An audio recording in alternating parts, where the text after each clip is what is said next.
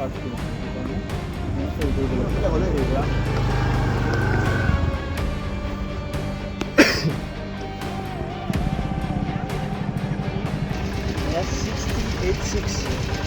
দুখন গাড়ী আৰু দুখন মোবাইল আৰু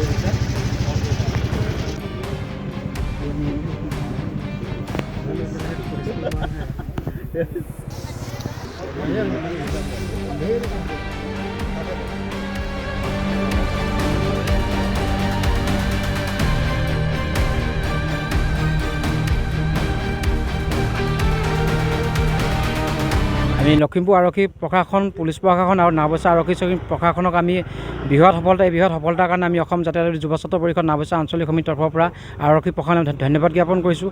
উঠি অহা নৱপ্ৰজন্মক তিল মৃত্যুমুখলৈ ঠেলি দি এচাম অসাধু ব্যৱসায় আপোনাৰ ড্ৰাগছৰ আজি কাৰিগাঁও নাওবৈচা আৰক্ষী চকী কাৰিগাঁৱত নাওবৈচা আৰক্ষী চকী আৰু লখিমপুৰ আৰক্ষী প্ৰশাসনে 3জন অচিনাক্ত যুৱকক আৰু দুটোপোলা ড্ৰাগছসহ তেওঁলোকক কৰায়ত্ব কৰিবলৈ সক্ষম হৈছে। আমি পুনৰবাৰ ধন্যবাদ জ্ঞাপন কৰিছোঁ। আৰু লগত এইসকল আজি তেওঁলোকে বেচিবলৈ আহিছিলে আৰু কিনা আৰু বেচা দুয়োটাই অপৰাধ যিহেতু, গতিকে তেওঁলোকৰ 3গৰাকী ব্যক্তিয়ে নহয়, এই আপোনাৰ ড্ৰাগছৰ লগত যিসকল বৃহৎ চক্ৰ জড়িত আছে, এই বৃহৎ চক্ৰটোৰ লগত জড়িত থকা প্ৰত্যেকজন ব্যক্তি বা যুৱকক অতি শীঘ্ৰে আৰক্ষী প্ৰশাসনে চিনাক্ত কৰি তেওঁলোকক গ্ৰেপ্তাৰ কৰিবৰ কাৰণে আমি দাবী জনাইছোঁ। আৰু ইয়াৰ লগে লগে নাওবৈচাৰ বিভিন্ন প্ৰান্তত অকল পুলিচ প্ৰশাসনে সহযোগিতা আগবঢ়ালে নহ'ব, লগতে নাওবৈচাৰ বিভিন্ন উঠি অহা নৱপ্ৰজন্ম সচেতন ব্যক্তি আৰু গাঁওবাসী ৰাইজে কিন্তু প্ৰশাসনক সহযোগ কৰিলে এই ড্ৰাগছৰ পৰা আমি উঠি অহা নৱপ্ৰজন্ম সুৰক্ষিত হ'ব।